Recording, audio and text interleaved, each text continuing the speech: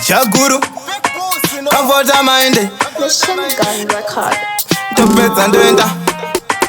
Amu ya mujamaiti Zene zangu azwezi raiti Vanoda kutanga fight Iya chipona na puraiti Mwanangu kuchechi uyende Ndokuti kudenga upinte Ngirosi ndinoda zikurinde Satani ndoda kafende Mwanangu kuchechi uyende Ndokuti kudenga upinte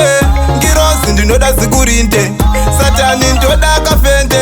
Na wana demfu Watenda wakabata baibere mumaoko Kunyango kafombo mukachipoko Mwari wakakuchenura wakaturi mpoko Satani kaka uya okarowe ne mashoko Ngiro stati bata baiberi Mwanangu yende kutemberi Ipapo neko wakuseri Wasiva kuti kuna mari Chechi uyende Ndokuti kudenga upinte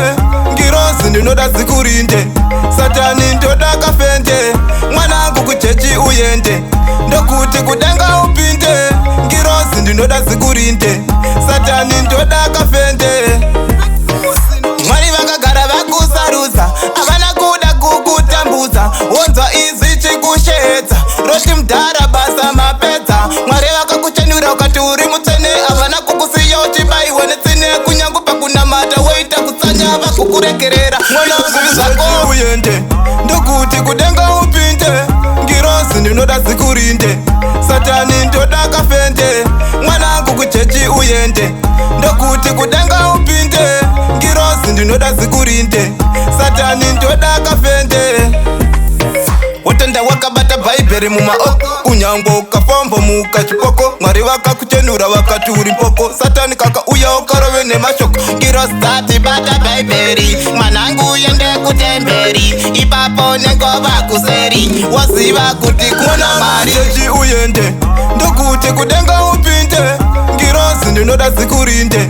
Satani ndoda kafende Mwanangu kuchechi uyende Ndokuti kudenga upinte Ngirosi ndinoda zikurinde Satani ndoda kafende